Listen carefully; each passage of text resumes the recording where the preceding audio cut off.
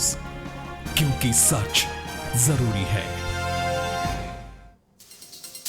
सपा के राष्ट्रीय अध्यक्ष मुलायम सिंह यादव का बड़ा फैसला। यूपी चुनाव को लेकर अमर सिंह को बड़ी जिम्मेदारी दी। सपा के राष्ट्रीय महामंत्री बनाए गए अमर सिंह। यूपी कैबिनेट की बैठक में लगी कई महत्वपूर्ण मुद्दों पर महर। गरीब बच्चों को ड्रेस, 5,000 रुपए की मदद, तिलहन अनुदान को भी मंजूरी। सुपारी कत्थे पर 1 लाख की खरीद पर लगेगा वैट। कानपुर देहात में किसान यात्रा के दौरान बोले राहुल गांधी, कहा सत्ता में आए तो भ्रष्टाचार करने वालों को कर देंगे टाइट। यूपी को बदलना है तो कांग्रेस पार्टी को लाना होगा। दिल्ली के बुराड़ी में दिखी सन की आशिक की हैवानियत। एक तरफा प्यार में पागल आशिक ने लड़की पर 32 वार किए। मदद के लिए चिल्लाती रही लड़की, तमाशबीन बने रहे लोग। और वेंकैया नायडू ने जारी की स्मार्ट सिटी की तीसरी सूची। 12 राज्यों के 27 शहरों को मिली जगह। आगरा, कानपुर और बनारस भी सूची में शामिल।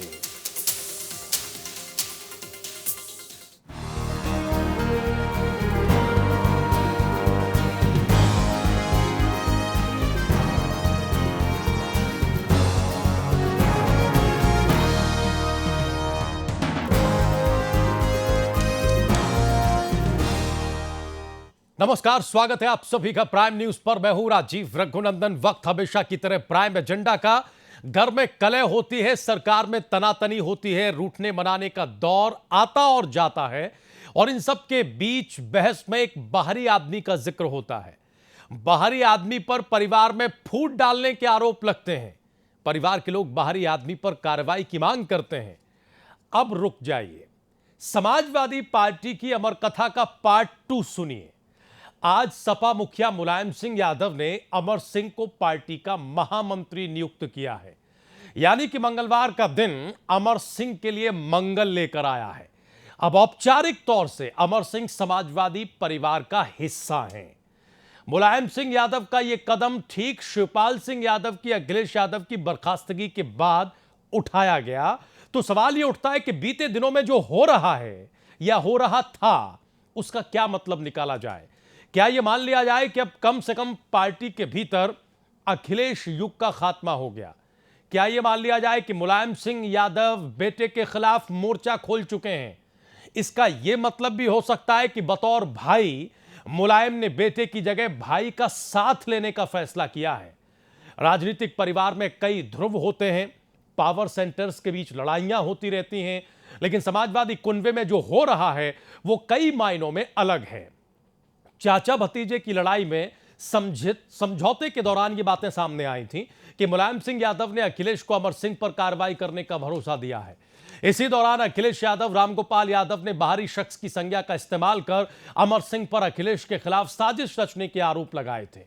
परिवार में फूट डालने का ठीकरा भी इसी बाहरी शख्स पर फोड़ा गया था, और अब वो कथित बाहरी शख्स पार्टी का महामंत्री है। यानी कि इस बार भी शिवपाल सिंह यादव अखिलेश यादव पर भारी पड़े हैं, और पार्टी के लोगों को तिरस्कार झेलने वाले अमर सिंह को मुलायमवादी होने का इनाम इकराम मिला है। बहरहाल अब बात मुलायम सिंह यादव की कर लेते हैं, क्योंकि समाजवादी पार्टी की राजनीति की बात हो और मुलायम के मिजाज की बात करना जरूरी हो जाए। देश की राजनीति में मुलायम सिंह एक ऐसे नेता के तौर पर जाने जाते हैं जिनके बारे में कोई भी सियासी पंडित इस बात का अनुमान नहीं लगा सकता कि मुलायम का अगला कदम क्या होगा। मुलायम सिंह यादव क्या सोचते हैं और क्या कर दें, यह मुलायम के अलावा और कोई नहीं जान सकता। मुलायम का सियासी इतिहास ऐसे उदाहरणों से भरा पड़ा है जो मुलायम का अमर प्रेम भी सियासी पन्नों में दर्ज है। तो प्राइम एजेंडे में बात करेंगे आज अमर सिंह के मुलायमवाद की और मुलायम के अमर प्रेम की। प्राइम एजेंडे में आज हम यह भी समझेंगे कि कैबिनेट में हुए फैसलों की दरअसल चुनावी छाया में स्थिति क्या है। आज जो फैसले लिए गए उसमें होम्योपैथिक में शिक्षकों की नियुक्ति, कत्थे और चूने में 1 लाख रुपए तक की खरीद पर वैट और दूसरे महत्वपूर्ण फैसले हैं। इसके अलावा आज से उत्तर प्रदेश में महाहड़ताल जारी है। 22 लाख कर्मचारी काम नहीं कर रहे हैं।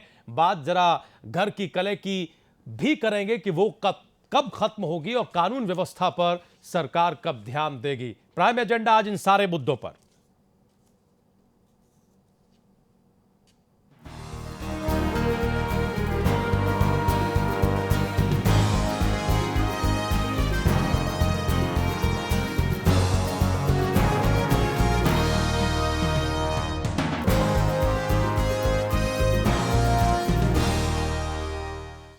कुल मिलाकर आज जरा मिली जुली स्थिति होगी। हम अमर सिंह पर चर्चा करेंगे। अमर सिंह की बदलती भूमिका में पार्टी की स्थिति कैसे बदलेगी या बदल रही है, उसको भी जरा समझेंगे। हमने जैसा कि शुरुआत में कहा कि मुलायम सिंह यादव के ये फैसले क्या ये बताने के लिए काफी हैं कि पिता पुत्र के बीच में चीजें ठीक नहीं चल रही हैं। इसमें एक तथ्यजनक बात यह है जो हमारे दर्शकों को मालूम होनी चाहिए कि दरअसल ये पत्र पहले शिवपाल यादव के पास आया। शिवपाल यादव ने अपने फैक्स नंबर से यह चिट्ठी जारी की। इसका अर्थ यह हुआ कि मुलायम सिंह यादव जो फैसला ले रहे हैं उसमें न केवल शिवपाल यादव की सहमति है बल्कि उनको ही जानकारी सबसे पहले दी जा रही है। दूसरा जरा हम ये समझेंगे कि कैबिनेट के जो डिसीजंस आए हैं वो क्या चुनावी रेवड़ियों को बांटने की तरह हैं। खासतौर से वो डिसीजन जिसमें यह कहा गया है कि हाई कोर्ट के सरकारी वकीलों की जो फीस है वो बढ़ाई जाएगी। और इस सब के अलावा प्रदेश महाहड़ताल से जूझ रहा है। जो स्वास्थ्य महकमा है खासतौर से फार्मासिस्ट वो हड़ताल पर हैं।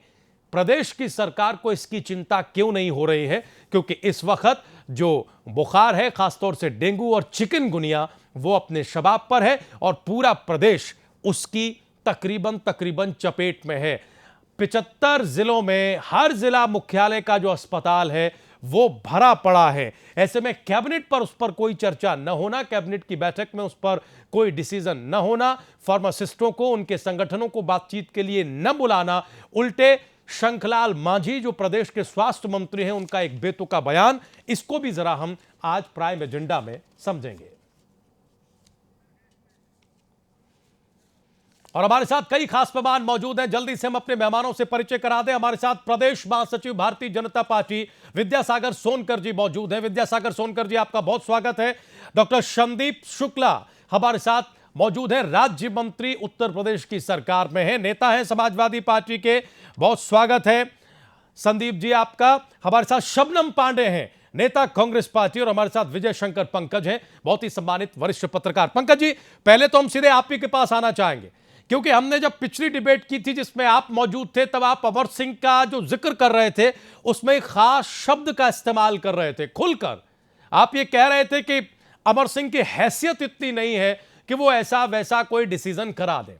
लेकिन आज हम ये देख रहे हैं कि न केवल मोहर लगी है अमर सिंह के नाम पर बल्कि उनका कद एक झटके में नेताजी ने बढ़ा दिया है।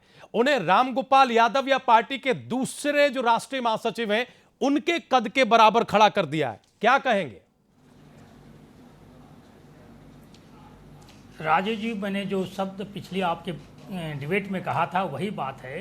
अमर सिंह पहले भी महामंत्री रह चुके हैं सपा के।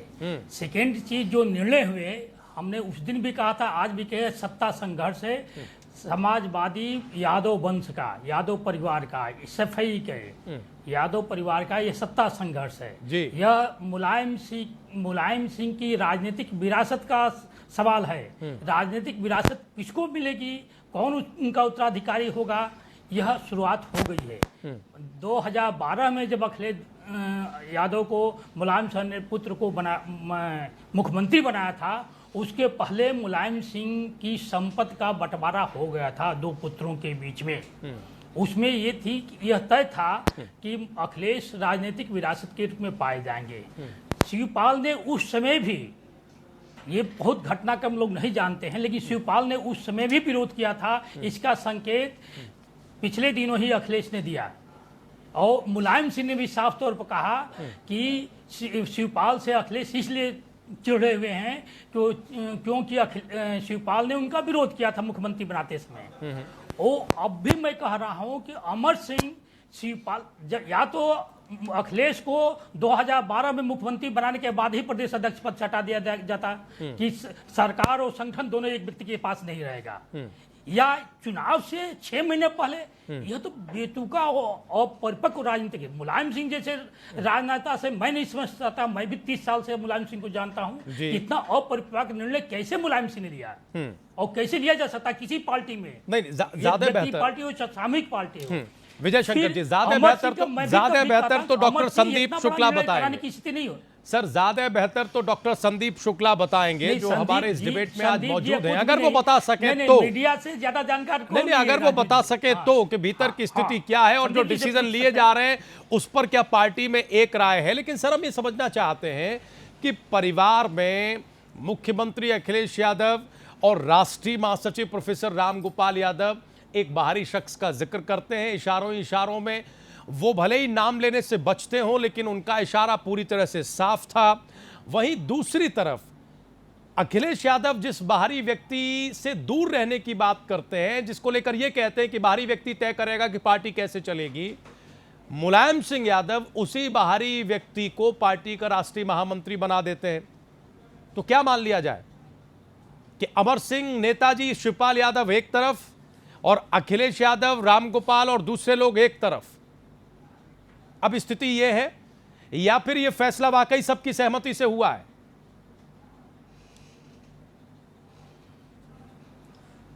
नेताजी हमारे राष्ट्रीय अध्यक्ष माननीय मुलायम सिंह यादव जी हैं और उनका जो भी फैसला है वो सब पर लागू है, सब उसको मानते हैं। माननीय अमर सिंह जी पहले भी महासचिव रह चुके हैं, अब महासचिव फिर से बनाए गए हैं। नेताजी को लगा होगा कि उनके इस पद पर आने से, संगठन में समायोजित करने से उत्तर प्रदेश में समाजवादी पार्टी को लाभ मिल रहा है, इसलिए उन्होंने ऐसा फैसला किया। उनके फैसले पर कोई भी प्रश्न पार्टी में उठाने का कोई ऐसा मामला नहीं है, कोई ऐसी बात नहीं है। सारी पार्टी अब संदीप शुक्ला आजमगढ़ में होने वाली रैली जो है संदीप शुक्ला उसमें लग चुकी है, ठीक और है। उसी की तैयारी चल रही है। संदीप शुक्ला जी, आप जिस सरकार में राज्य मंत्री हैं उसका चेहरा अखिलेश यादव हैं और अखिलेश यादव ने एक नहीं 2-3 बार, एक बार सरकारी आवास पर मीडिया के साथ इंटरेक्शन में, निजी टेलीविजन चैनल के कार्यक्रम में खुलकर अमर सिंह को लेकर स्थिति रखी थी। तो जिस सरकार में आप राज्य मंत्री हैं, जिसका मुखिया यानी सरकार का मुखिया एक नजरिए से सोचता है, पार्टी का मुखिया दूसरे नजरिए से सोचता है, तो राज्य मंत्री किसके साथ खड़ा होना पसंद करेंगे? सरकार के मुखिया के साथ या पार्टी के मुखिया के साथ? ऐसा नहीं, यहाँ किसी के साथ खड़ा नहीं होना। यहाँ पूरी की पूरी पार्टी एक जगह खड़ी है, समाजवादी पार्टी एक जगह खड़ी है, सरकार अपनी देखिए जगह पोल खुल जाएगी आपकी। सरकार अपना काम संदीप कर जी रही है, पोल पार्टी खुल जाएगी। अपना अगर हम काम कर अगला रही है। सवाल अभी चुनाव विजय जी का से ले संचालन लेंगे, पार्टी करती है। अगला सवाल विजय जी से ले लेंगे तो आपकी पोल खुल जाएगी चुनाव का कि सारी संचालन पार्टी करती है। एक जगह खड़ी कोई है। पोल नहीं कहाँ खुलेगी। खड़ी दिखाई दे हमारी रही? पार्टी बड़ी पार्टी है, हाँ। मजबूत पार्टी है, हाँ। वहाँ कोई पोल है ही नहीं, तो खुलेगी क्या? अच्छा, तो बड़ी पार्टी में कोई पोल ऊपर के नहीं। नेता लड़ते रहते हैं, वही समाजवादी पार्टी में हो रहा है। राष्ट्रीय अध्यक्ष का फैसला सर्वोपरि होता है। जो निर्णय करेंगे सारी पार्टी वहां पर खड़ी मिलती है। नहीं, ठीक बात है, राष्ट्रीय अध्यक्ष का फैसला सर्वोपरि होता है, सिद्धांत तय है। लेकिन क्या ये ऐसा फैसला है राष्ट्रीय अध्यक्ष का जिस पर उसी पार्टी के मुख्यमंत्री की सहमति नहीं है, जिस पर उसी पार्टी के राष्ट्रीय महासचिव की सहमति नहीं है? इसे भी स्वीकार कर लीजिए उतने ही खुले दिल से, जितने खुले दिल से ये एक लाइन बोल रहे हैं कि हमारी पार्टी बड़ी पार्टी है और सब राष्ट्रीय अध्यक्ष के फैसले का सम्मान करते हैं। मुख्यमंत्री जो है विधानसभा में सबसे बड़े दल का, बहुमत दल का जो होता है उसका नेता होता है, और राष्ट्रीय अध्यक्ष जो है वो समाजवादी पार्टी के नेता हैं। उनका फैसला है, जो भी निर्णय है सभी लोग मानते हैं और मानेंगे, और उसी को लेकर हम लोग चुनावी रणनीति, अब सारी बातें खत्म, चुनाव की तैयारी हमारी पूरी हो चुकी है। 6 अक्टूबर से हम मतलब लोग सवाल इतने ज्यादा हो चुके हैं संदीप जी, और अब सारी आप लोगों से सवाल इतने ज्यादा हो चुके हैं, उन सवालों से दुखी आप लोग इतना हो चुके हैं कि आप लोग बार बार कह देते हैं हर तीसरी लाइन में कि सारी बातें खत्म। अरे खत्म कहाँ, खत्म होती है उससे पहले एक नया चैप्टर शुरू हो जाता है। नहीं, एक नया चैप्टर शुरू हो जाता है। खत्म होने को ठीक है, अचानक ये फैसला आया कि राष्ट्रीय अध्यक्ष ने बाकायदा अपने लेटर हेड पर एक चिट्ठी जारी कर दी और कह दिया कि राष्ट्रीय महामंत्री हैं अमर सिंह। कहां खत्म होने को है, बताइए। बिल्कुल राष्ट्रीय अध्यक्ष को पूरी पावर है, वो जिसको चाहे उसको महामंत्री बनाए, जिसको चाहे जहां नहीं, पावर पूरी है लेकिन सहमति नहीं। उनके नेतृत्व में 6 अक्टूबर पावर पूरी है। अरे संदीप जी, सवाल को सही से एड्रेस करना भी सीखिए सर। मैं कह रहा हूं पावर पूरी है, जो विशेषाधिकार है उसका इस्तेमाल उन्होंने किया, लेकिन उस पहली विशेषाधिकार चीज तो पर आप सहमति हमें नहीं। बताना चाहेंगे नहीं, उस कि आप विशेषाधिकार संगठन पर और पार्टी में सरकार को अलग सहमति अलग नहीं है, हम लेकर ये चलिए। सवाल कर रहे हैं। पहली चीज मेरा नहीं, उस विशेषाधिकार पर पार्टी में सहमति नहीं है, सरकार ये और भी तो संगठन बताइए। दोनों अलग चीजें हैं। नहीं, बिल्कुल अलग चीज है। रामगोपाल यादव किस में है, कहाँ पार्टी में सहमति है या नहीं? सरकार में? सरकार और संगठन दोनों अलग चीजें हैं। अलग चीज है। रामगोपाल यादव किस में है, सरकार में, पार्टी में? वो संगठन में है, तो वो सहमत है या असहमत है? सरकार में नहीं, वो पार्टी में है। सहमत पार्टी है में असहमत है? पार्टी में है। पार्टी आजम में खान किस में है? बिल्कुल सहमत है। नहीं, आजम खान किस में है? वो पार्टी में भी है और सरकार में भी। सहमत है असहमत है? सरकार में भी है और संगठन नहीं, में भी सहमत है असहमत है? बिल्कुल सहमत है। वो बिल्कुल सहमत है? फोन लगाएं आजम खान साहब को, राष्ट्रीय पूछे, अध्यक्ष उनसे का सवाल फैसला- किया जाए। 12-14 घंटों में उनकी राष्ट्रीय प्रतिक्रिया आ अध्यक्ष- जाएगी, वो जहां भी होंगे। राष्ट्रीय अध्यक्ष के देखिए विजय जी राष्ट्रीय मुस्कुरा रहे अध्यक्ष ऊपर कोई हैं, नहीं। इसीलिए मैंने कहा कि पोल खुल नेताजी जाएगी। माननीय मुलायम सिंह यादव जो भी कहेंगे वो पूरी की पूरी समाजवादी पार्टी मानती है उसको। अब ऐसी स्थिति नहीं जी है, हाँ। अब विरोध के सुर उभरते हैं। परसों आपको रामगोपाल परसों यादव की वो आजम बात खान भी ने मान, क्या शब्द कहा बस था? पंकज जी आ रहे हैं, इनको सिर्फ एक उदाहरण दे दें, ये सिर्फ एक उदाहरण। प्रोफेसर रामगोपाल यादव, जिनके सिग्नेचर और लेटर हेड पर यह चिट्ठी जारी हुई थी कि अखिलेश यादव को प्रदेश अध्यक्ष पद से हटाया जाता है और शिवपाल यादव को प्रदेश अध्यक्ष बनाया जाता है। संदीप शुक्ला जी, ये जान लीजिए, उन्होंने मीडिया के सामने आकर यह कहा था कि यह गलत हुआ है, मुख्यमंत्री को बता दिया होता तो वो खुद ही इस्तीफा दे देते। वो उस प्रक्रिया से सहमत नहीं थे। ये नाराजगी उन्होंने मीडिया के साथ शेयर की है, ये पूरा पैनल इस बात से परिचित होगा। तो अब ऐसी बात नहीं है कि जो राष्ट्रीय अध्यक्ष ने कर दिया वो सब कर दिया। संदीप जी, ये डिसेंट पहले सामने आ चुका है। अब जरा पंकज जी के पास जाएंगे, उसके बाद हम दिनेश जी को जोड़ेंगे। दिनेश जी भारतीय जनता पार्टी के नेता हैं, हम शबनम पांडे जी की भी प्रतिक्रिया लेंगे। पंकज जी, थोड़ा आईना दिखा दीजिए, विजय जी थोड़ा बता दीजिए संदीप शुक्ला जी साफ को, तौर स्थिति ज्यादा इनके लिए अच्छी हो जाएगी। संदीप जी को मैं सीधा परसों राजू जी आजम खां का बयान साफ तौर पर है। अमर सिंह के बारे में क्या कहा, और उसके पहले भी कह चुके थे। ये अभी तो कहे कि बेनी नहीं बोल रहे हैं, आवाज नहीं खोले हैं। नहीं तो एक बहुत बड़ा कुनबा सरपा में है जो अमर सिंह के बारे में क्या क्या शब्द कह सकता है, जो हम डायरेक्ट आपके चैनल पर नहीं कह सकते। सीधी सी बात है। और अभी कल शिवपाल ने एक आदमी को हटाया तो 250 लोगों ने इस्तीफा दे दिया है। रामगोपाल के बेटे सांसद अक्षय प्रताप ने कहा है कि मैं अपने पिता का अपमान बर्दाश्त नहीं कर सकता। और सोचिए कि अरविंद यादव और अक्षय प्रताप दोनों जाते हैं अखिलेश से मिलने के बाद जैसे किसी की नजर लगी हो चीफ मिनिस्टर आवास पर, और दोनों वहां से चाय पी के 1 घंटे बाद जैसे चीफ मिनिस्टर आवास से बाहर निकलते हैं, गेट से शायद वो बाहर भी नहीं आ पाए थे, कि इधर शिव प्रताप जी ने अरविंद यादव को पार्टी से बर्खास्त कर दिया 6 वर्ष के लिए। अरविंद यादव रामगोपाल के भांजे हैं। तो यह इस कलह को किस रूप में देखा जाए? सब कुछ अच्छा, सब अच्छा मुलायम सिंह का, तो बुरा किसका है? शिवपाल का, अखिलेश का, किसका बुरा है? संदीप जी दीजिए जवाब। तब तो मुलायम सिंह को पूरा, यदि अमृत पी रहे हैं तो हलाल भी पिए।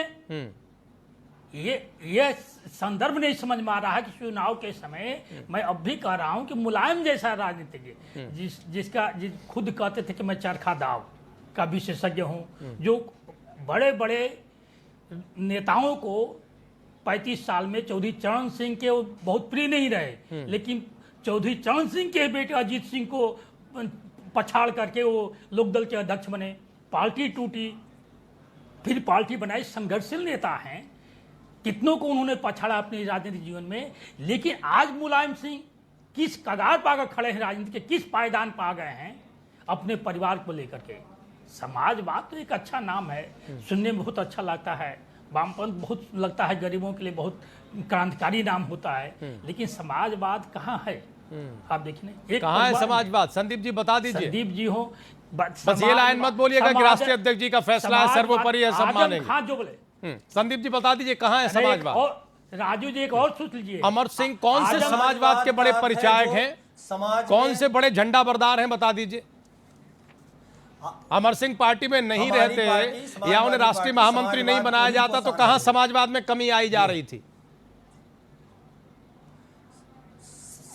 समाजवाद का मतलब है जो गरीबों के लिए लड़ाई लड़ सके। तो हमारी अमर सिंह ने लड़ी है, उसके लिए लड़ाई लड़ती रही। अमर सिंह ने लड़ी है, स्कीम्स लागू किए। बता दीजिए, दो चार उदाहरण दे दीजिए कि अमर सिंह ने गरीबों के लिए कितनी लड़ाइयां लड़ी। वहां बात क्यों जा रही है? अरे इसलिए जा रही है कि नेताजी का बड़ा डिसीजन अमर सिंह को लेकर ही आया है।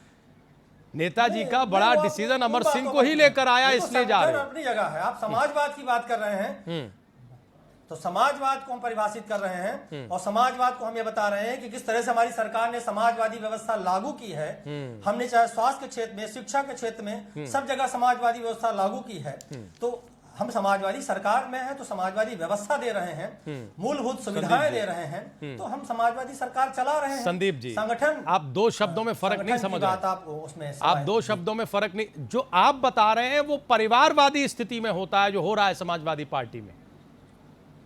ये समाजवादी की स्थिति नहीं है, ये परिवारवादी की स्थिति है जो आप नरेट कर रहे हैं, समाजवादी शब्द का इस्तेमाल करके। खैर, हम गरीबों की लड़ाई लड़ते हैं, ये परिवारवादी है। हम सर्वहारा वर्ग की लड़ाई परिवार लड़ रहा है अब सत्ता के लिए, गरीबों की लड़ाई छोड़िए, गरीबों की लड़ाई तो पीछे छूट रही है। परिवार लड़ रहा है सत्ता के लिए। पिछले 10 दिन से उत्तर प्रदेश के लोग ये देख रहे हैं, देश की जनता ये देख रही है, और उसमें नए नए चैप्टर खुलते चले जा रहे हैं। आज एक और चैप्टर खुल गया जिस पर आने वाले दिनों में कई दिनों तक चर्चा होगी। अब जरा दिनेश जी को आने दीजिए। नहीं, अब जरा दिनेश जी को आने दीजिए, वो भी बताएंगे। इसीलिए तो हमने सवाल किया संदीप जी, इसीलिए तो सवाल किया कि जो गरीबों की लड़ाई लड़ रहे हैं, कौन से बड़े नेता अमर सिंह गरीबों के रहे हैं जो आज उन्हें राष्ट्रीय महामंत्री बना दिया गया, राज्यसभा भेजने का काम आप लोगों ने किया। परिवार में दो फाड़ हो रहे हैं, हजारों नेता है। नहीं, परिवार में दो फाड़ हो रहे हैं, नेताजी उसकी चिंता नहीं कर रहे हैं। अपना परिवार टूटा जा रहा है एक व्यक्ति को लेकर, उसकी चिंता नहीं है। तो इस अमर प्रेम के पीछे क्या है फिर, ये तो बताना ही पड़ेगा। दिनेश जी से पूछ लेते हैं क्या है, उन्हें भी थोड़ी बहुत जानकारी होगी। बताइए दिनेश जी, क्या है इस अमर प्रेम के पीछे कि नेताजी जैसा इतना सीनियर सीजन पॉलिटिशियन इस तरह के डिसीजन ले रहा है?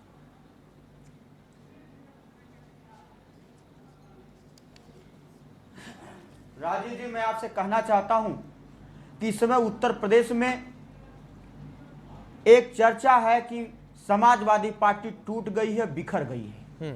समाजवादी पार्टी आपस में राजनीतिक बंटवारे के झगड़े में फंसकर पार्टी का खंड खंड हो गया है।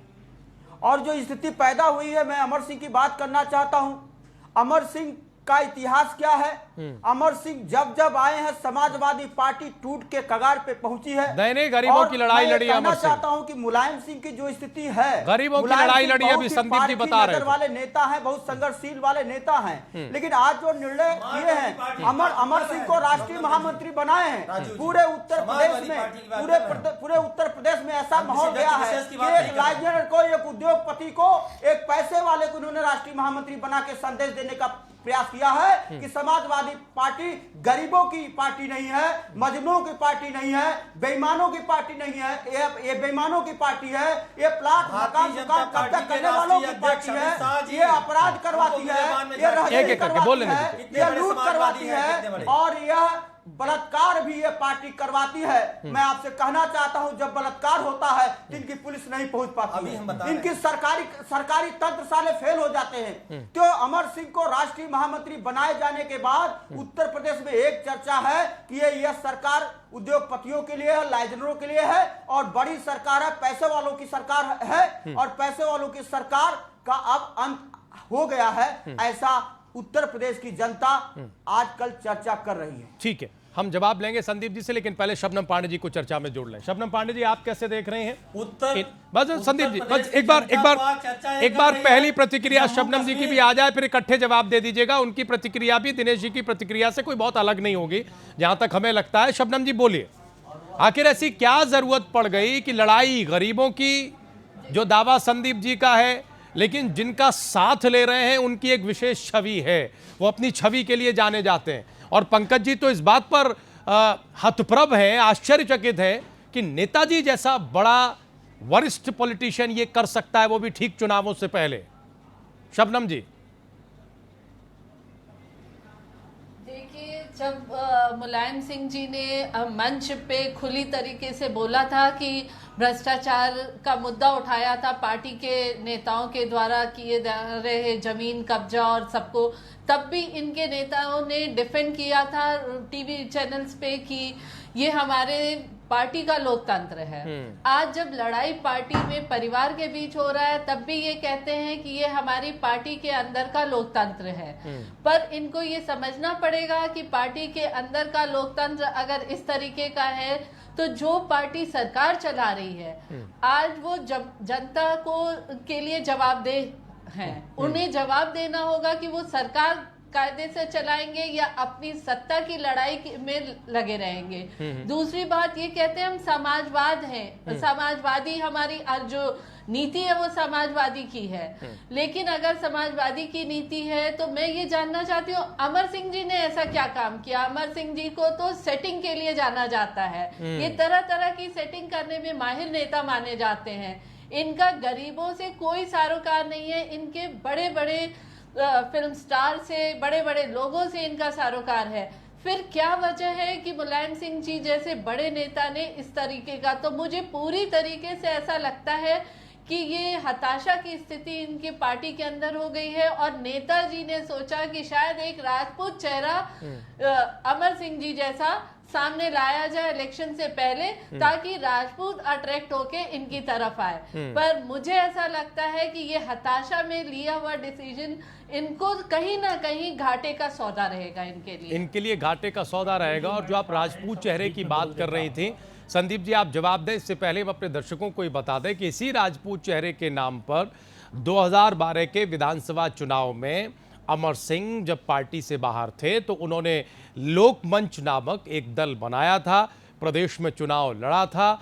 हश्र क्या हुआ था? अगर हम सिर्फ क्षत्रिय और ठाकुर वोट की ही बात कर लें तो अमर सिंह को ज्यादा बेहतर पता होगा कि उन्हें कितने वोट मिले थे, और अब शायद नेताजी बेहतर समझेंगे। छोटा सा जवाब दीजिए संदीप जी इन दोनों ही बातों का, जो दिनेश जी ने कहा और जो शबनम जी ने कहा कि दरअसल ये हताशा का परिचायक है। फिर हम एक बार विजय जी के पास जाएंगे, छोटा सा उत्तर दीजिए। दिनेश जी ने जो कहा तो हम उनको यही जवाब देना चाह रहे हैं कि उत्तर प्रदेश में आपने कहा कि चर्चा है कि ऐसा हो रहा है। मैं बताना चाहूंगा उत्तर प्रदेश में तो ये चर्चा है कि जम्मू कश्मीर के रास्ते आतंकवादी जो आ रहे हैं, पंजाब के रास्ते आतंकवादी आ रहे हैं और उसका कोई जवाब नहीं दे पा रही केंद्र सरकार। कहां गया 56 इंच का सीना? वो 56 इंच का सीना कहां गया? जो 56 इंच के सीने की बात आपने की थी, आज पूरा देश। नहीं संदीप जी, वो वहीं गया जहां समाजवाद चला गया। जवाब देने दीजिए, आप जवाब दीजिए, आप जवाब देने दीजिए भाई, आप चुप रहिए ना, आप जवाब नहीं, अपनी अपनी बात रखिए, अपनी अपनी बात रखिए, अपनी अपनी बात रखिए। मेरी बात सुनिए, जैसे आपकी बात मैंने सुनी। संदीप जी कैमरे को देखकर बात करिए और अपनी अपनी बात रखिए, कैमरे को देखकर बात करिए और अपनी अपनी बात रखिए। दिनेश जी उन्हें जवाब दे लेने दीजिए, आप बोल लीजिए उन्हें। दिनेश जी, भारतीय जनता पार्टी, दिनेश जी अपनी बात को ऊपर रखना। ठीक है दिनेश जी, जवाब दे लेने दीजिए, फिर जवाब दीजिए। कर पाए, एक भी घोषणा पत्र लागू नहीं कर पाए, मैनिफेस्टो जितना था इनका एक भी बिंदु लागू नहीं कर पाए। 56 इंच का सेना इनका गायब हो गया। आज पाकिस्तान एक आज पाकिस्तान, आप जवाब क्यों नहीं देते हो? पूरा देश जवाब मांग रहा है आपसे। आप बोलना जानते हो, आप केवल आलोचना करना जानते हो, आप केवल ऊंची बात करना जानते हो। भारतीय जनता पार्टी की असलियत सामने आ गई है देश में। आप इस कब्जे की बात करते हैं, पाकिस्तान एक कर कर रहा है। संदीप जी कैमरे को सामने देखकर बात करिए, कैमरे के सामने देखकर बात करिए संदीप जी। राष्ट्रीय अध्यक्ष आप कितने अच्छे हैं? संदीप जी, आपके राष्ट्रीय अध्यक्ष की क्या स्थिति है? अभी तो गुजरात में क्या कर रहे थे 10 साल पहले। ठीक है विजय जी के पास जाएंगे एक ब्रेक के उस पार। संदीप जी ब्रेक ले लेते हैं, एक ब्रेक ले लेते हैं संदीप जी। दिनेश जी ब्रेक के उस पार आते हैं। सवाल बहुत सारे हैं, सवाल जरा कैबिनेट के डिसीजंस को लेकर भी होगा। जो फार्मासिस्ट की हड़ताल है उस पर सरकार क्या कर रही है, क्योंकि प्रदेश में जो हालात है डेंगू और चिकनगुनिया के वो बहुत अच्छे नहीं है, इस पर भी सवाल होगा। और जरा अमर सिंह की अमर गाथा हम कुछ और समझेंगे विजय जी के जरिए। एक छोटा सा ब्रेक ले रहे हैं, तुरंत हाजिर हो रहे हैं।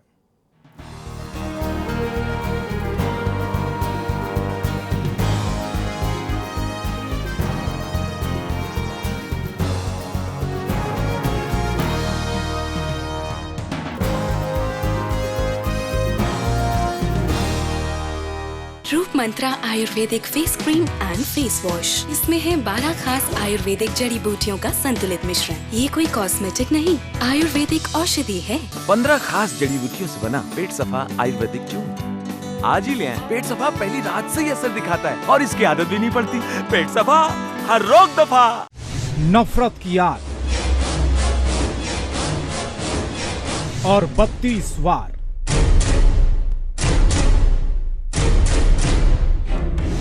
मर्डर की लाइव वारदात आज रात 10:30 बजे सिर्फ प्राइम न्यूज पर।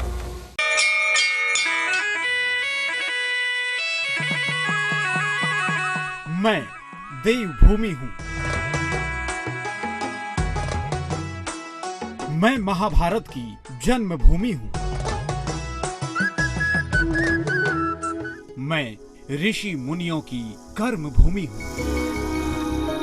सियासी शतरंज की प्राइम एजेंडा देख रहे हैं आप, और प्राइम एजेंडा में हम जरा समझने की ये कोशिश कर रहे हैं कि वो कौन सी मजबूती या मजबूरी है जिसके तहत परिवार में दो राय होने के बावजूद अमर सिंह की न केवल एंट्री हुई बल्कि उनको राज्यसभा भेजा गया और आज नेताजी ने उन्हें पार्टी का राष्ट्रीय महामंत्री भी बना दिया है।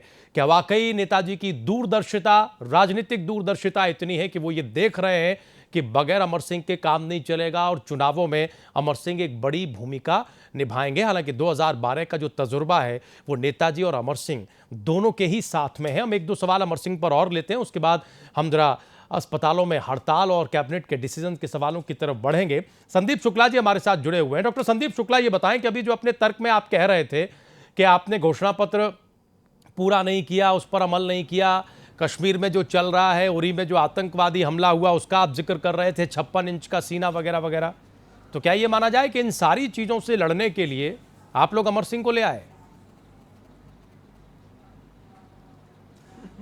आपको बताना चाह रहे हैं, बात अमर सिंह की नहीं है, बात यह है संगठन में जो बातें हैं वो संगठन के मुखिया तय करते हैं। रही बात आपने जो छेड़ा उस पर मैंने बात की। दूसरी बात मेरी यह है कि दिल्ली में अभी अभी आपकी न्यूज के चैनल में मैंने देखा कि अभी अभी दिल्ली में जो पुलिस व्यवस्था है वो वहां पे केंद्र सरकार देख रही है, लेकिन एक लड़की को एक बदमाश ने 21 बार चाकुओं से गोदा है। ये भी डिबेट का विषय कल अगर बना लिया जाए तो ज्यादा अच्छा होगा। केंद्र सरकार दिल्ली चला रही है और दिल्ली में 21 बार उसको चाकुओं से गोदा गया। कौन से कानून व्यवस्था चला रही भारतीय जनता पार्टी? उस बात पर मैं बहस में जवाब दे रहा था आपको। ठीक है, अब जरा हमें एक बार विजय जी के पास आने दीजिए। विजय जी, संक्षेप में हम समझना ये चाहते हैं आपके तजुर्बे से अपने दर्शकों के लिए कि ये बताइए सर कि ऐसी क्या बात है जिसमें पूरा परिवार दो फाड़ हो जाए, पुराना तजुर्बा शामिल हो, 2010 से लेके 2012 की स्थिति क्या थी वो भी नेताजी से छिपी हुई नहीं है। पिछली बार भी नेताजी ने अमर सिंह को मनाने की कोशिश की थी, लेकिन ये अमर प्रेम खत्म नहीं हो रहा है। क्या इसमें वाकई कोई नेताजी की दूरदर्शिता या रणनीति है? क्या कहेंगे? नहीं राजू जी, वो परसों ही मुलायम सिंह ने इसका संकेत दे दिया था। मुलायम सिंह ने साफ तौर पर कहा था कि अखिलेश को नहीं पता है कि अमर सिंह हमारे लिए क्या कर रहे हैं, और उन्होंने कहा कि सीबीआई जांच चले हमारे अखिलेश के खिलाफ, अमर सिंह उसमें बचाव कर रहे हैं। उसका परिणाम नहीं विजय जी, अगर हम आपकी बात मान नहीं आपकी बात मान लें, अमर सिंह को नहीं सर आपकी बात मान ली हमने, तो फिर बर्खास्त क्यों किया था? पिछली बार क्यों निष्कासित किया था 6 साल के लिए? अगर ये स्थिति थी तो पिछली बार क्यों निकाला था? और क्यों अमर सिंह ने फिर लोकमंच बनाया था? और क्यों समाजवादी पार्टी के खिलाफ चुनाव लड़ा था? राजीव भाई पूरा अमर सिंह का इतिहास देख लीजिए। वो रिलायंस के दोनों भाइयों में, रिलायंस ग्रुप के दोनों मुकेश और अनिल में झगड़ा करा दिए, वर्षों तक चला। अनिल का पेट्रोल पंप जब्त हो गया, बंद हो गया, अब जाकर किसी तरह से लाइन पर अमर सिंह रहा। सहारा परिवार में जहां घुसे वहां पर बवाल करा दिए, जेल चलवा दी, जेल भिजवा दिए। और अमर सिंह वही हालत मुलायम सिंह को लग रहा है। ये इस तरह के लोग जो बिचौलिए का काम करते हैं वो कभी किसी के विश्वसनीय नहीं होते। लेकिन मुलायम सिंह जी के तो विश्वसनीय लग रहे हैं, हटाए गए विजय जी। सर नेताजी के तो विश्वसनीय लग रहे हैं, क्योंकि विश्वास पात्र न होते अमर सिंह तो बेटे और भाई की बात पर तवज्जो देते। रामगोपाल यादव भी एक बात कह रहे हैं, अखिलेश यादव ने एक बात कही, कोट अनकोट बाहरी लोग पार्टी कैसे चलेगी ये तय नहीं करेंगे, लेकिन उनकी बात को तो कोई तवज्जो नहीं दे रहे हैं नेताजी। नेताजी दे रहे हैं अमर सिंह की बात को तवज्जो। तो विश्वास है तभी तो दे रहे हैं। मुलायम सिंह को इस टाइम नहीं, मुलायम सिंह को इसमें जो प्राइमरी सिचुएशन है कि कहीं जेल अंत में हो जाए, जो जांच चल रही है उसमें बचाव के लिए अमर सिंह के अलावा उनके पास और कोई रास्ता नहीं था। एक बार अटल बिहारी वाजपेयी ने बचाया था, क्योंकि वो बड़े दिल वाले नेता थे। किसी नेता को जेल जाने की स्थिति में नहीं होते, उन्होंने कई लोगों के इस तरह से की है। इस समय सरकार में किसी की मुलायम सिंह की सुनी नहीं जा रही है। अमर सिंह ही जो ब्यूरोक्रेसी में है, चाहे और जांच एजेंसियों के बाद में उच में है।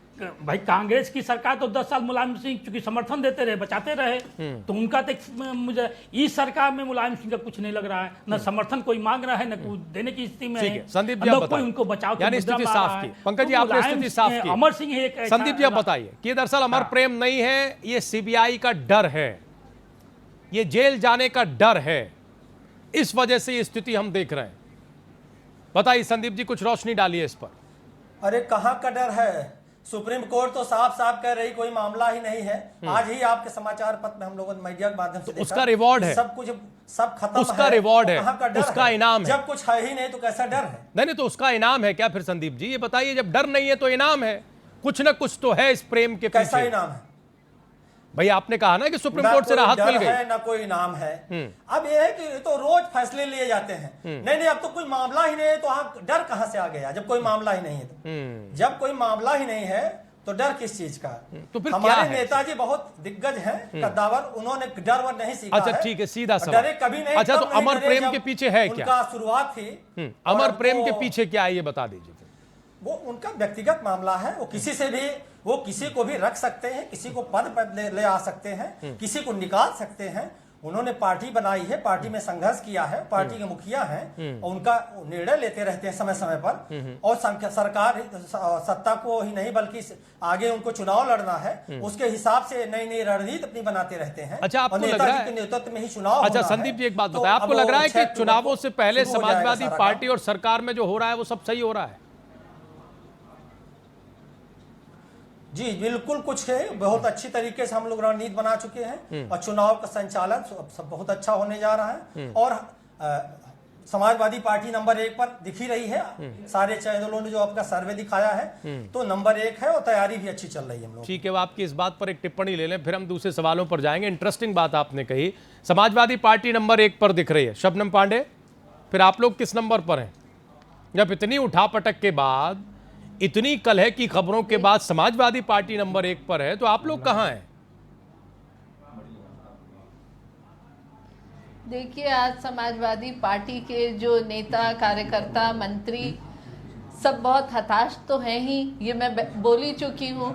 अब इनको विपक्ष से लड़ने के बजाय इनको अपनी अंदरूनी लड़ाई में ही इनका समय जा रहा है, और अब ये कुछ कहने की स्थिति में नहीं है, इसलिए ये कहते हैं कि हम नंबर 1 में हैं। जब आप अपनी पार्टी को, अपनी सरकार को नहीं संभाल पा रहे हैं, तो आप नंबर 1 पे इस पे जनता के पास जाएंगे? जनता को आज भरोसा जनता का उठ गया है कि जो 5 साल सरकार नहीं चला पा रहे, और आपस में ही चाहे भ्रष्टाचार को लेके लड़ाई हो, गायत्री प्रजापति जैसे मंत्री को हटाते हैं और फिर रखने की बात करते हैं, अमर सिंह जी को पार्टी से निकाल के फिर उनको राष्ट्रीय महामंत्री बनाते हैं।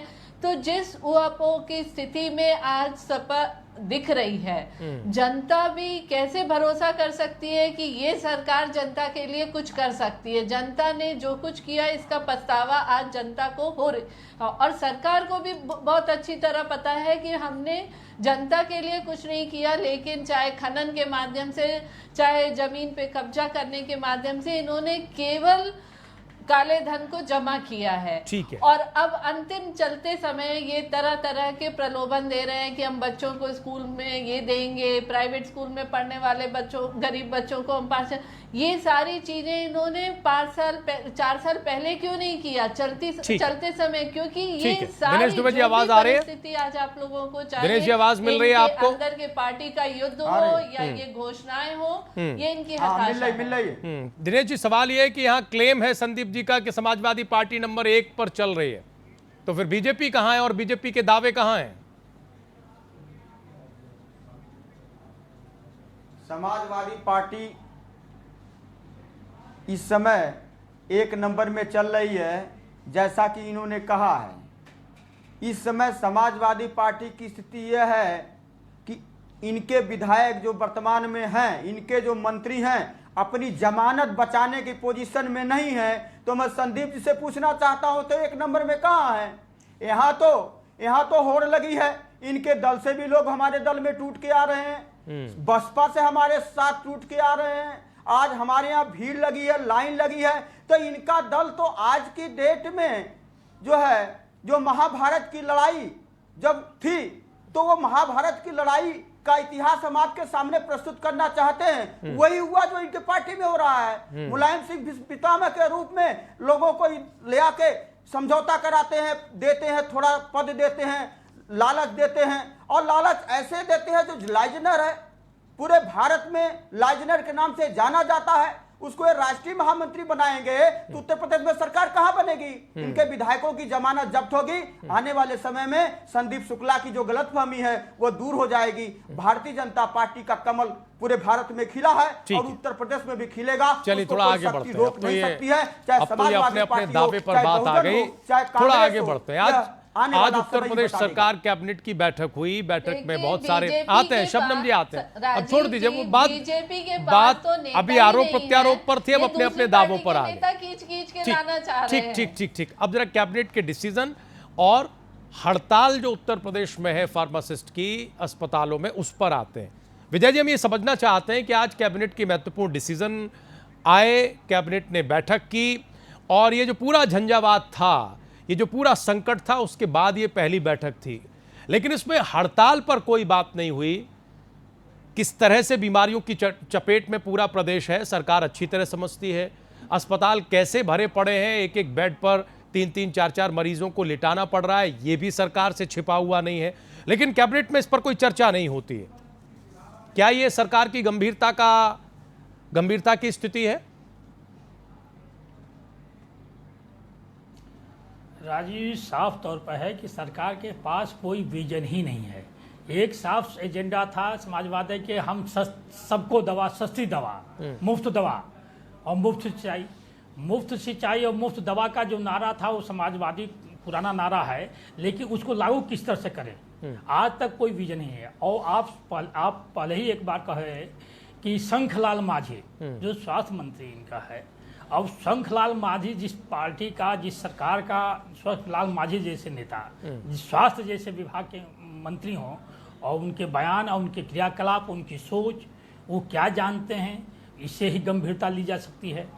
और मुख्यमंत्री के पास समय नहीं है, असलियत है। उनके चीफ सेक्रेटरी भी नए हैं, और चाहे जो भी पूरा विजन है कि इस मुद्दे पर पूरा तंत्र लगा हुआ है इस समय अपने आपसी झगड़े में।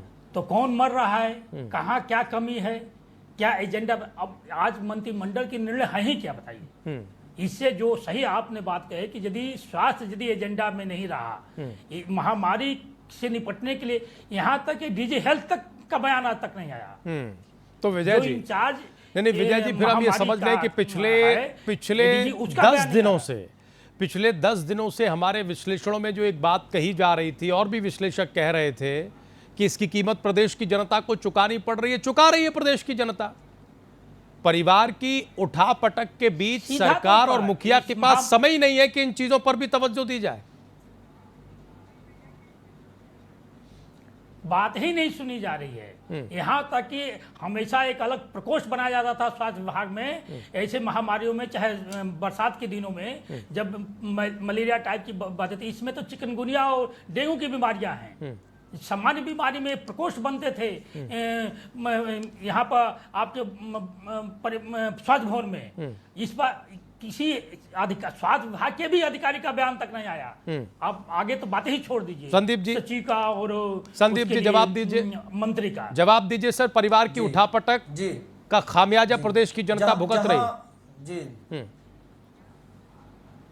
कैबिनेट की जो मंत्रिपरिषद की बैठक होती है, उसके संबंध में बहुत सी चीजें हैं जो पहले ही निर्देश दिए जा चुके हैं, तो कोई जरूरी नहीं है कि कैबिनेट की बैठक का पार्ट बने पहले ही। और ये वीडियो कॉन्फ्रेंसिंग के माध्यम से भी सारे जिलाधिकारियों को, सीएमओ को ये सब बराबर मुख्यमंत्री जी और चीफ सेक्रेटरी इसको निर्देशित कर रहे हैं। नतीजा क्या हुआ? वहाँ पे सीएमओ और सीएमएस की जहाँ कमी थी वो भी इधर पूरी की गई है। नतीजा क्या हुआ? सब जहाँ पर ज्यादा गंभीर स्थिति थी वहां पर उस तरह से तैनाती भी की गई है, तो पूरी तैयारी की गई है। नतीजा क्या है सर? हो रही नतीजा क्या है? 75 जिलों में, जिला अस्पतालों में मरीज भरे पड़े हैं, स्थिति नियंत्रण से बाहर है, स्वास्थ्य मंत्री अंट शंट बयान देते हैं। नतीजा क्या हुआ? तैयारियों की जहां तक बात है, पूरी तैयारी की गई है और दवाइयां पूरी उपलब्ध, मतलब जो भी ट्रीटमेंट है, डॉक्टर्स लगे हैं। सब दावे खोखले लगते हैं केजीएमसी और संदीप जी, सारे दावे खोखले लगते हैं। सारे दावे सिर्फ कहने के लिए, कहने के लिए है। दावे खोखले में सब दावे। आप खुद जाके 2-4 जिलों में जायजा ले लीजिए, खुद जाके जायजा ले लीजिए, जमीनी हकीकत का अंदाजा लग जाए। महामारी तस्वीरें तो आप देखते ही होंगे। सवाल यही तो है कि महामारी है तो क्या अतिरिक्त संवेदनशीलता, अतिरिक्त गंभीरता दिखाई जा रही है या नहीं दिखाई जा रही? इसीलिए तो हमने सवाल किया कि कैबिनेट में आज ये एजेंडा क्यों नहीं था। क्या प्रदेश के स्वास्थ्य से सरकार का कोई सरोकार नहीं है, सिर्फ इसलिए कि परिवार में स्थितियां गड़बड़ है? कैबिनेट का एजेंडा कोई जरूरी नहीं कि हर चीज बनाई जाए। इनकी तैयारियां पहले हो चुकी हैं। कहां है सर वो तैयारियां? यही तो सवाल कर रहे हैं। चल रहा है, कहां है वो तैयारियां? कहां है? जो फार्मासिस्ट है, नहीं जो फार्मासिस्ट है प्रदेश के, वो हड़ताल पर है, कहां है तैयारियां?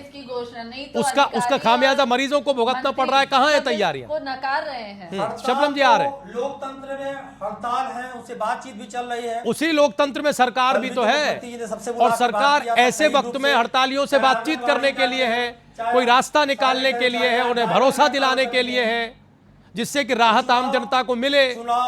चुनाव के समय हड़ताल पर जाना एक नियति बन गई है। क्योंकि हमारे समाजवादी पार्टी सरकार की नियति क्या है ये बताइए? इसलिए हड़तालें लोग ज्यादा सरकार की नियति क्या है ये बताइए? क्योंकि चुनाव का वक्त है इसलिए हड़ताल को आप लोग गंभीरता से नहीं ले रहे। स्पष्ट है, स्वास्थ्य सुविधाएं बहुत ही मुहैया हैं, सब काम हो रहा है। पता नहीं कहां काम हो रहा है। हमें तो लगता है कई बार समाजवादी पार्टी के नेताओं के साथ चल के सर्वे करना पड़ेगा और उन्हें पूछना पड़ेगा कि कौन से उत्तर प्रदेश में वो रहते हैं जहां इतना जबरदस्त काम हुआ है स्वास्थ्य महकमे में, कौन से अस्पतालों का जायजा करके नेता चले आते हैं। दिनेश दुबे जी, कितना काम हो रहा है जरा बताइए? और इतना काम हो रहा है, इसके बावजूद स्वास्थ्य का ये हाल है, इसके बावजूद प्रदेश में फार्मासिस्ट हड़ताल पर हैं और भुगतना मरीजों को पड़ रहा है। बता दूं, आज 12 अस्पताल में मैं गया हूं, वहां के पेशेंट नहीं, संदीप जी को बताइए कि मैंने संदीप जी को बताइए, कह रहे हैं कि पहले से सब सुविधाएं मुहैया हैं। आज मैं पछता रहा हूं कि मैंने गलत निर्णय किया था। हमें दवा नहीं मिल रही है और लोग डेंगू मच्छर से जो लोग पीड़ित है, परेशान है, 5000 लोग भर्ती है अस्पताल में, जगह नहीं है। कहीं भी लोग जो है सरसों फेंकने के लिए जगह नहीं है, लोग कराह रहे हैं, लोगों को बुखार आ रहा है और इतनी ज्यादा गंदगी अस्पतालों में कि सफाई पे कोई चिंता नहीं है। मैं तो ये कह रहा हूं कि अखिलेश सरकार आज सोई हुई है, उसकी नींद खुली नहीं है कि 2017 में चुनाव है। अगर उनको ऐसा जो संवैधानिक पद पे बैठे मुख्यमंत्री के रूप में उत्तर प्रदेश के गद्दी में बैठे हैं, तो जनता की चिंता करनी चाहिए और तत्काल प्रभाव से सीएमओ को बर्खास्त करना चाहिए, डीजी को बर्खास्त करना चाहिए। जिस तरह से है, इनके अधिकारी संवेदनशील नहीं है, इनके अधिकारी क्रूर हैं, उनको जरा सा भी हमारे मरीजों पर दया नहीं आती है। आज मैं गया हूं, मेरा दिल कराहा है और कराहने के बाद मैंने जिलाधिकारी का आवास घेरा है। घेरने के बाद यह वादा लिया है कि आप सीएमओ को बर्खास्त करोगे। मैंने डीएम का आवास घेर लिया था और 7 घंटे मैंने प्रदर्शन किया, धरना किया है, लेकिन यह सरकार सो रही है, सरकार जाग नहीं रही है। क्योंकि अखिलेश को लग गया है कि अब तो हम 2017 में आएंगे नहीं, यहाँ भी आपकी पोल खुल गई। अब जो कुछ हो रहा होने दो, ये सब भगवान भरोसे, सब भगवान भरोसे। यहाँ भी पोल खुल गई। और संदीप शुक्ला जो अच्छी स्वास्थ्य सेवाओं का दावा कर रहे थे, तो खुद डीएम आवास घेर कर आ रहे हैं। में लोग परेशान है, बेहाल है। अस्पताल की हालत इतनी खराब है कि अस्पताल में समाजवादी पार्टी का कोई नेता नहीं दिखता है। अगर नेता पहुंच जाता है तो जनता उसका क्या 7% उसका आप दे कुत्ता रहे हैं? पकड़ लेती है क्या- और कहती जब क्या तक हमें भारतीय दवा जनता दिलवाओगे पार्टी नहीं शासित तब राज्यों तक में जा नहीं बस पाओगे। चिल्लाना जानते हैं। आज उत्तर प्रदेश की चिल्लाते हालत बहुत यह अच्छा है है। कि समाजवादी यहाँ पार्टी डिबेट के किया। नेता, समाजवादी पार्टी के मंत्री अस्पताल जाना छोड़ दिए हैं। सोच लिए अगर जाएंगे तो जनता हमारा कपड़ा नोच लेगी। ये स्थिति आज है। डेंगू से लोग जितना परेशान है, बुखार से जितना परेशान है, ये चाहे जितना लीपा पोती कर ले, इनको जनता माफ करने वाले नहीं है। शबनम जनता पांडे इनको जी। माफ नहीं करेगी। ठीक है। एक टीवी चैनल पे लीपा पोती कर रहे हैं, बार बार लीपा पोती कर रहे हैं, अपनी गलती को स्वीकार नहीं कर रहे हैं, अपने दोस्त को मान नहीं रहे हैं, केवल बहानेबाजी कर रहे हैं। बहानेबाजी जनता जानती है। बहानेबाजी करने वाले को जनता सबक देती है और जनता बता देती है कि ये सरकार किसकी बनेगी। ठीक है। ये शबनम पांडे जी, समाजवादी पार्टी की सरकार ठीक है। इस स्थिति में है, ठीक। उसका जमानत कोई बचाने वाला नहीं है, ऐसा आपको दिख जाएगा। दिनेश मैं जी, आपसे ठीक है। आज वचनबद्धता के ठीक है, अब जरा शबनम जी से भी सवाल लेने दीजिए। समाजवादी पार्टी शबनम जी, क्या वाकई लीपापोती हो रही है स्वास्थ्य जैसे महत्वपूर्ण महकमे को लेकर, और ऐसे महत्वपूर्ण वक्त में देखिए, जब डेंगू चिकनगुनिया महामारी का रूप ले चुका हो? उत्तर प्रदेश बड़ा सूबा है, बड़े प्रयास की जरूरत है। एक उदाहरण तो दिनेश जी दे रहे हैं कि अस्पतालों का हाल क्या है। देखिए, चाहे ये केंद्र सरकार हो या राज्य सरकार, अब ये प्रचलन सा हो गया है, काम करो या ना करो, टीवी चैनल हो या और प्रचार का माध्यम हो, उससे झूठ मूठ का प्रचार करते रहो कि हमने विकास किया, हमने काम किया, लेकिन ग्राउंड रियलिटी उसके ठीक उलट होता है। जिस तरीके से ये कहते हैं कि हमने सिलेंडर पहुंचवा दिया, हमने शौचालय खुलवा दिया, लेकिन आप अगर जाइए अपने कैमरा लेके तो देखेंगे कि शायद एक भी शौचालय पूरी तरीके से बना हुआ नहीं है। गैस सिलेंडर के नाम पे भी बस केवल कागजों पे ये दौड़ रहा है। उसी तरीके से समाजवादी पार्टी का भी वही हाल है कि बस सब कुछ इनके प्रचार में है, सब कुछ इनके चैनल पे आप देखेंगे, लेकिन अगर आप आज अस्पताल जाइए तो आपको पता चलेगा कि हड़ताल की स्थिति में किस तरीके से एक अस्पताल से दूसरे अस्पताल लोग दौड़ रहे हैं, और प्राइवेट अस्पतालों की तो जैसे धंधा शुरू हो गया है, क्योंकि सरकारी अस्पतालों में सुविधाएं नहीं मिल रही हैं। डॉक्टर्स नहीं मिल रहा है, कहीं कहीं सीएमओ नहीं बैठते तो कहीं डॉक्टर्स नहीं बैठते तो कहीं कर्मचारी नहीं है, तो लोग अपने परिजनों को की जान बचाने के लिए प्राइवेट अस्पताल में जाते हैं। कोई जमीन बेच के वहां पे अपनी इलाज करा रहा है, तो कोई अपना बैंक का खाता खाली करा के। और सरकार जो है, प्रदेश सरकार अपनी लड़ाई में, सत्ता की लड़ाई में पड़ी हुई है, वो बेखबर है इन सब चीजों से, क्योंकि अब उन्होंने जो लूटपाट 4 साल करना है, अब वो अपने उस लूटपाट के बाद सत्ता की लड़ाई में लगे। उन्हें जनता से कोई सरोकार नहीं है। ठीक है, छोटा सा जवाब संदीप जी, दिनेश जी की बात का और शबनम जी की बात का भी, फिर हम फाइनल कमेंट जरा पंकज जी से लेंगे। जी, जहां तक शबनम जी ने कहा कि 4 साल सरकार ने कुछ नहीं किया, हम कहते हैं स्टेटस रिपोर्ट के साथ बहस हो जाए कि 4 साल में उत्तर प्रदेश की सरकार ने क्या किया है, और 27 साल पहले कांग्रेस कहां छोड़कर गई थी उत्तर प्रदेश को। तो दोनों का स्टेटस रिपोर्ट लेके बहस होनी चाहिए। और जहां तक बात अभी दिनेश दुबे जी ने कहा, तो उनकी भी हम कहते हैं, चैलेंज है मेरा कि भारतीय जनता पार्टी 2002 तक उत्तर प्रदेश में सरकार 2003 तक थी। 25 जुलाई 2003 को बहुजन समाज पार्टी के मुख्यमंत्री ने इस्तीफा दिया था, और जिसमें सहयोगी पार्टी भारतीय जनता पार्टी थी। मैं कहता हूं 25 दिसंबर 2003 के बाद बहुजन समाज पार्टी ने शासन किया, समाजवादी पार्टी ने किया, फिर बहुजन समाज पार्टी ने किया 2007 से 12 तक। सारे स्टेटस रिपोर्ट रख दिए जाएं और अखिलेश जी की 4 साल 4.5 साल का स्टेटस रिपोर्ट रखा जाए। मैं खुली बहस करने के लिए चुनौती दे रहा हूं, तैयार हूं कि किस समय सबसे ज्यादा विकास उत्तर प्रदेश का हुआ। जहां तक बात डेंगू चिकनगुनिया बीमारियों के, मैं संवेदनशील हूं, मैं उस पर खुद ही चाहता हूं कि इस पर और सुधार की जरूरत है, और सुधार किए जाएं, लेकिन यह नहीं कहा जा सकता कि सरकार ने गंभीर प्रयास नहीं किए। मैं कहता हूं दावे के साथ कि भारतीय जनता पार्टी और कांग्रेस के जिन जिन राज्यों में सरकार है, वहां के आंकड़े मंगाए जाएं। क्या वहां 100% उन्होंने बचा लिया है? क्या वहां डेंगू की शिकायतें नहीं है? क्या वहां एक भी आदमी नहीं मर रहे हैं? और अगर ऐसा है तो मैं खुली बहस करने को तैयार हूं। मैं चुनौती देता हूं कि उत्तर प्रदेश की जो व्यवस्था है, स्वास्थ्य व्यवस्था है, 2012 के रख लिए जाए और आज 2016 में स्टेटस रिपोर्ट की बात आप कर रहे हैं पंकज जी। 2012 के फुटेज हो आपके पास अस्पतालों के, या 2012, ठीक है, पंकज जी को सुन लेने दीजिए 20 सेकंड में। पंकज जी का एक लास्ट कमेंट लेने दीजिए। संदीप जी हो बहुजन गया। समाज पार्टी की सरकार ठीक, थी। पंकज जी। और उन फुटेज को लेकर ठीक। अगर यहाँ पर रखा पंकज जाए जी, तो मैं तैयार हूं अब एक कि आज उत्तर तुलनात्मक प्रदेश अध्ययन स्थिति की बात कर रहे 2012 हैं। से बहुत अच्छी स्थिति में पहुंच चुकी है। क्या तुलनात्मक अध्ययन या तुलनात्मक रिपोर्ट की बात से कोई सरकार अपनी जिम्मेदारी से बच सकती है? पंकज जी। जी, ये तो बहस का मुद्दा है, ये इसमें विषय भी नहीं है। सवाल इस बात है कि ये बीमारी के इसमें विभागों में जो समन्वय की कमी, चूंकि सरकारी स्तर पर, उच्च स्तर पर इसका कोई मार्गदर्शन नहीं हो पा रहा है, कोई देख नहीं रहा है, तो समन्वय की कमी है। यह सारी समस्या इसलिए पैदा हो रही है कि स्वास्थ्य विभाग तो अपने में पड़ा ही हुआ है, जब बीमार पड़ रहा था उसके पास जो संसाधन उससे करेगा, लेकिन ये बीमारी क्यों फैलती है? ये बीमारी के पीछे नगर विकास विभाग भी है, गंदगी है, सफाई नहीं है, ये नहीं तो नगर विकास 7-8 विभागों का एक समन्वय प्रकोष्ठ बनता था स्पेशल तौर पर, वो नहीं बना, हमेशा बनता रहा। ये नहीं 15-20 साल से मैं भी वो नहीं बना देता रहा हूँ, इस बार बिल्कुल नहीं सर बना। समय कम है, बहुत माफी के साथ आपको रोकना चाहेंगे। बहुत शुक्रिया, बहुत शुक्रिया विजय जी हमारे साथ डिबेट में जुड़ने के लिए। दिनेश जी आपका भी बहुत बहुत धन्यवाद।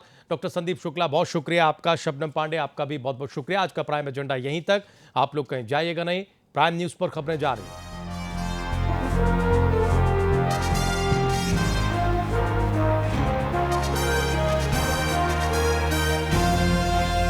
ये है प्राइम न्यूज, क्योंकि सच जरूरी है।